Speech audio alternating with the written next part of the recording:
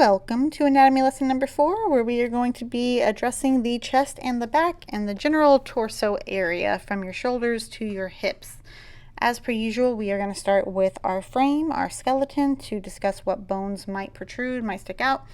We already know that the collarbones stick out on a lot of people around the shoulders up there, but some people also have hips that protrude on those little top curves, and this depends on their body type as well as their biological gender. Female bodies are typically have typically wider hips than male bodies, and that is just because they are capable of producing babies, so they are wide enough for a baby to fit in between them. Also, if you have a very thin person, sometimes you will see the ribs sticking out in the middle, and if they are in a weird position where they've extended or bent, sometimes you'll see those bottom ribs stick out as well. Let's also note here before we move on that we are about to be drawing some sensitive areas, and we want to keep things school appropriate, so act mature. We are going to be handling those areas, those no-no squares, basically like Barbie dolls do, where everything is very generalized and undefined. So just handle that appropriately. Okay, so starting with the chest, I'm going to use orange to draw out the contours of the pectoral muscles, the pecs as you'll commonly hear them called. Both male and female bodies have these, and they are over top the rib cage, just underneath the collarbone. I like to think of them kind of as squares with rounded edges. I understand they're not perfect squares, but just the general shape. And they curve up and out just a little bit on normal people, but on people who intentionally work out those muscles, they may come out further. So depending on how jacked a person you are drawing will depend how far it's going to protrude. So we've got that on both the male and female. Now I'm going to select a blue to use for the abdomen, and the abdomen is like where you're typically looking for a six-pack of abs on a really super in shape person, someone who works out a ton. For normal people, the muscles of the abs aren't as defined, but in general you are going to draw this blue sort of rectangle down the middle of a male with a think about a triangle on top pointing up and a triangle on bottom pointing down. The only thing different for males is they do have those two extra lines that make that letter V that we see or hear about a lot. Just they have typically more defined muscles there. And then you've got that belly button, and above the belly button, or right on the line of the belly button, starts the first section of the abs, and there are 3 different sections of the abs. So when you hear six-pack abs, it's talking about those different sections as pairs, so 2, 4, 6 going down or going up, whichever way you want to count. Now for the female body, it's not a rectangle for the abdomen starting out. It actually is going to have that kind of pinch in the middle where the waist is. What you can do is think about the general shape of a man's body as an upside down triangle, where it gets narrowest at the hips. But for a female body, you have 2 triangles, one that starts at the shoulder pointing down, and then one that starts at the hip pointing up. And where those 2 triangles meet creates the place in our waist where it sort of cinches. That's where you hear about the quote-unquote hourglass figure. All right, so again, these are general terms. Not every man or woman is shaped this way, but generically, this is the shape of our bodies. And then on the top and bottom of the abs, you have it pointing up and pointing down, the line down the middle, and then the 3 sections for the abdomen muscles above the belly button. Okay, so leading into what is probably the most complicated part of this drawing here, this portion of the body, is what's in green. On the left and right side, you have the obliques. Oblique means the side, and serratus anterior are those lines that sort of lead into the armpits. So I know they look super confusing. I felt that way myself. However, I tried to break it down or find a way to break it down more simply for you guys. So I'm going to go ahead and draw over to the left here an entire new oblique. And we are going to start from the armpit and draw 3 to 4 lines coming down in that same direction, the angling down and to the right for this left oblique and left serratus anterior.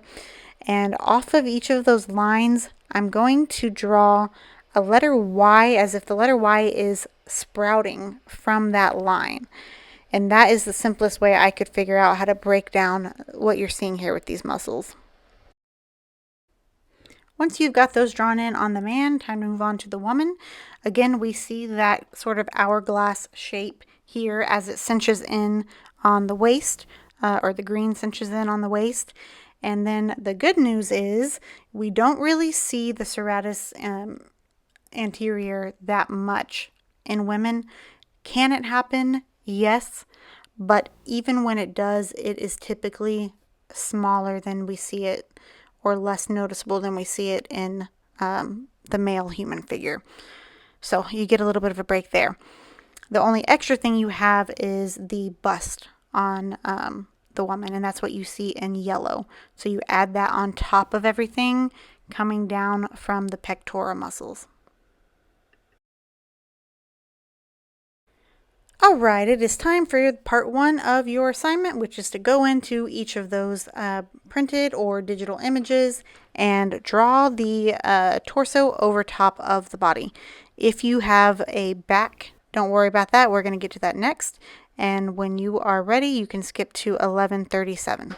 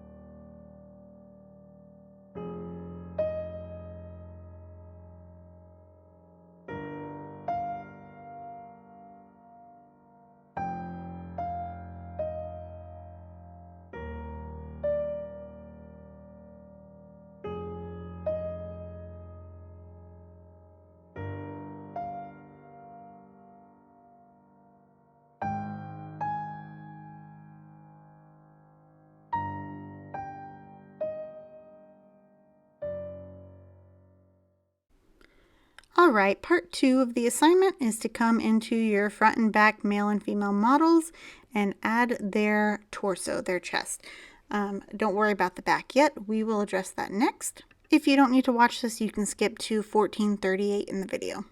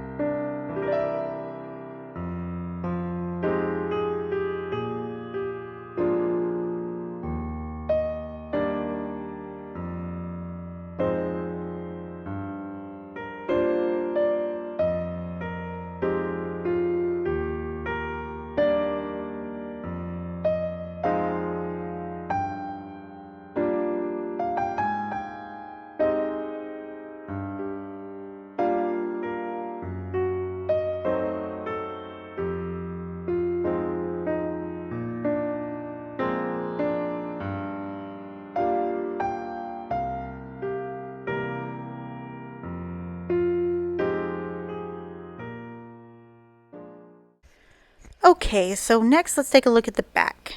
And as usual, we start with the bone structure. So we have our spine. And on some people, you will see the vertebrae of the spine, those little bony knobs sticking out from their skin. It's not totally unusual, although it's not the norm. Next, I'm going to have you draw this red triangle that faces downward in between the hips. Even though we're not necessarily seeing a muscle here, this is going to help guide the rest of the muscle and the placement of everything. Because our next step is to add what you see in pink. These are what people refer to as the lats. They go underneath your armpit. So sometimes if someone works out their lats a lot, whenever they lift up their arms from the front, you can see their lats sticking out. This muscle can get really large. You'll also notice on the figure on the right that there seems to be this kind of curve about midway through. And the reason why that's there is because these muscles are on top of other muscles. And we're not going to learn every single one, but just be aware that they kind of dip right there.